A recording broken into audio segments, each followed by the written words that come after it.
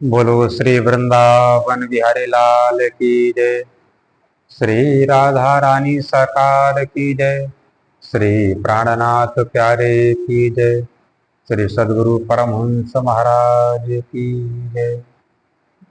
हे प्यारे धर्म प्रेमी सुंदर साथ जी, आप सबने कल की कथा में श्रवण किया था किस प्रकार सुखदेव महाराज जी निर्गुण निराकार भगवान को छोड़ करके उनका ध्यान सगुण साकार ब्रह्म परमात्मा कृष्ण के प्रति लगा। उधर महाराज परीक्षित जी एक दिन जरासंध का मुकुट पहन करके जब राज्य गद्दी पर राजा बने हुए थे तो जरासंध का मुकुट धारण करके सर पर चल लेते हैं शिकार के खेलने के लिए।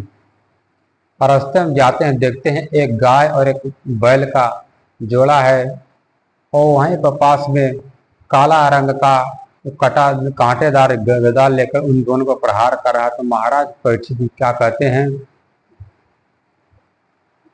तुम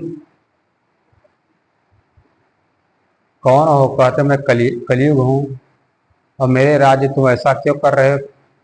तो कहते हैं बैल के रूप में धर्म और धरती माँ गाय को रूप बनाकर कहती है कि हे महाराज परीक्षित, एक कलयुग है जो धरती पर से धर्म का लोप करना चाहता है।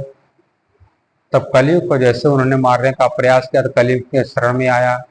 कहते तुम रहने का तुम्हारा स्थान है, अपने सीमा स्थान में रहो।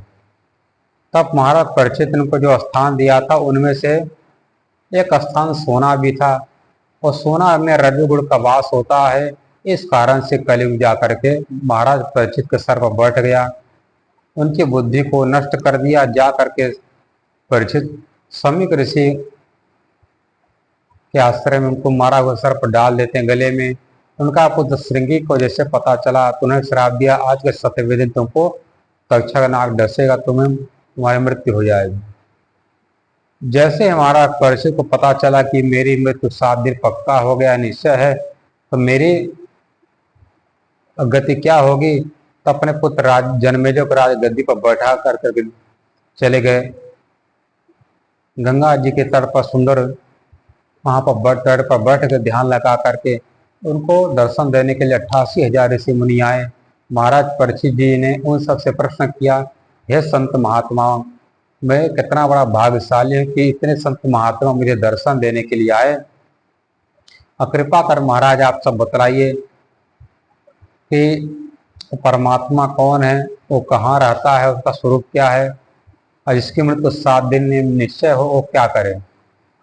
तो कोई कह रहा है ओहम सोहम रारम का जाप करिए, कोई कह रहा महामृत्युंजय जाप करिए, कोई कह रहा गायत्री का जाप करिए, कोई कह ब्रह्म गायत्री, कोई शुक्ल गायत्री, कोई कह रहा दुर्गा सप्तशती पाठ करिए, कोई कह रहा चंडी का, कोई कह रहा चामुंडा का। जितने भी 88,000 ऋषि मुनि थे 88,000 प्रकार के उपाय उन्होंने सुझाया, पर किसी उपाय से उस परमात्मा की प्राप्ति नहीं हो सकती है, क्योंकि ये तो संसार की उपलब्धियां देने वाले देवी देवता हैं और मुक्ति तो परमात्मा के अलावा कोई नहीं दे सकता है। तो जितने भी ऋषि मुनि हैं सबको महाराज परीक्षित ने कहा आप तो धर्मात्मा हैं, फिर भी आपके पास परमात्मा का परीक्षित करते हैं। सब लोगों ने स्त्री पुत्र राजपाट धन दौलत की इच्छा से यज्ञ कराया, उनको वस्तु मिलती गई, पर आज तक कोई भी बात पूछा नहीं कि मुक्ति कैसे होती है, कैसे मिलेगी। आज पहली बार आपने पूछा है। उस सभा में देवर्षि नारद जी बैठे थे, वेद व्यास जी कृष्ण जी जो नारायण के अवतार हैं और उनके पिता पराशर ही बैठे थे। देवर्षि नारद जाकर सुखदेव महाराज कहते हैं, अखंडानंद बोधाय शिष्य संताप हारिणे सच्चिदानंद रूपाय तस्मै श्री गुरुवे नमः। हे सदाशिव सबली ब्रह्म गोलकवासी कृष्ण जी के अवतार राधा जी के प्रिय शिष्य महाराज सुखदेव जी, मैं आपके श्री चरणों में प्रणाम करता हूँ। आप समस्त जीवों को उस परमात्मा का बोध कराने वाले हो, इसलिए मैं आपके चरणों में हूँ। मैं आपसे विनती करता कि महाराज परीक्षित जी ने ऐसा प्रश्न किया है कि इसका जवाब हम संत महात्मा के पास नहीं हैं, आप कृपा करके आप उस परमात्मा के स्वरूप हैं, इसलिए आप चल करके हमको कथा श्रवण कराइए और उनका मार्ग प्रशस्त करिए। तब महाराज सुखदेव जी पधारते हैं। जिस प्रकार जंगल का राजा शेर जंगल में प्रवेश करते, जितने वहाँ के और जानवर हैं सब उसका सम्मान करते खड़े हो जाते हैं, उसी प्रकार महाराज सुखदेव जी को देख करके जितने भी लोग हैं, पराशर, वेदव्यास, नारद जी, 88 जय ऋषि मुनि, सौनकादि ऋषि सब खड़े हो जाते हैं, सम्मान करते हैं सुखदेव जी का। महाराज परीक्षित को कहा कि हे महाराज परीक्षित, तुम चिंता क्यों करते हो? राजा खटवांग को 2 घड़ी में मुक्ति मिल गई थी और तुम्हारे पास तो 7 दिन है, तुम चिंता ना करो, मैं तुमको अवश्य मुक्ति प्रदान करूंगा और तुमको उस परमात्मा की ऐसी अनमोल अद्भुत कथा में श्रवण कराऊंगा जिससे तुम्हारी मुक्ति हो जाएगी। अभी तुम जल्दीबाजी में शीघ्रता से अपने घर से चले आए, जाओ अपने घर लौट करके अपने पुत्र को राज का धर्म बतला करके आओ, अपना जो मतलब जो अधूरे जो कार्य स्मरण करके आए हैं उसको पूरा करके आए। महाराज सुखदेव जी कहने पर महाराज परीक्षित जी अपने घर जाते हैं, वहां से लौटने में उनको 5 दिन का समय लग गया। इधर सुखदेव महाराज जी ने कथा श्रवण कराना उनको चालू किया, तक मैं तुमको उस परमात्मा सच्चिदानंद की मैं कथा बतलाता सुनाता हूँ। उन्होंने सर्वप्रथम परीक्षित जी ने प्रश्न किया, महाराज ये बतलाइए, मुझे तक्षक नाग डसेगा, सर्प को काटने पर जीव को प्रेत योनि की प्राप्ति होती है, कोई सा ऐसा उपाय बतलाएं जिससे मेरा जो मन है वो डर रहा है, मेरी आत्मा डर रही है, तो मुझे प्रेत योनि में ना जाना पड़े। तो महाराज सुखदेव जी ने उनको सर्वप्रथम भक्ति माता की महिमा सुनाया और दूसरे प्रमाण में धुंधकारी की कथा सुनाया और कहते कि हे वेद परीक्षित, ब्रह्मा जी ने हजारों बार इसका श्रीमद् भागवत महापुराण का अनुशीलन किया। सभी शास्त्र पुराणों को एक तराजू के पलड़े पर श्रीमद् भागवत महापुराण रखा।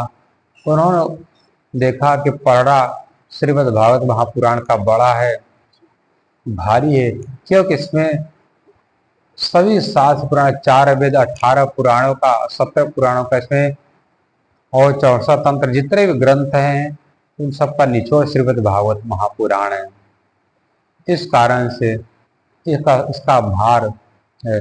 सुखदेव महाराज जी की लीला को कथा को सुन करके ब्रह्मा जी के मन खुद होता है कि कलयुग में ऐसा घोर कलयुग, इतना पापी युग है, इसमें सुखदेव जी ने कौन सी ऐसी कथा श्रवण कराए, इस भागवत में क्या क्षमता है जो परीक्षित जैसे राजा को तक्षनाग के डसने से बचा लिया और उनको वैकुंठ की प्राप्ति करा दिया। वो कौन सी भागवत कथा में इतना क्षमता कहाँ से? इसलिए ब्रह्मा जी के मन में शंका हुई, इसलिए वो अनुशीलन करते हैं।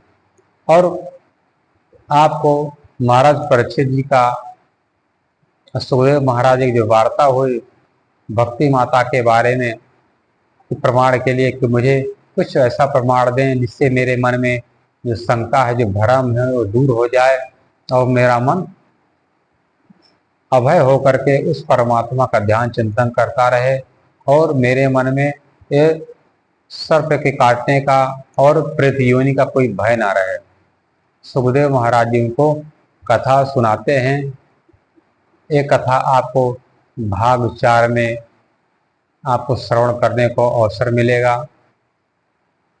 बोलो श्री वृंदावन बिहारी लाल की जय, श्री राधा रानी सरकार की जय।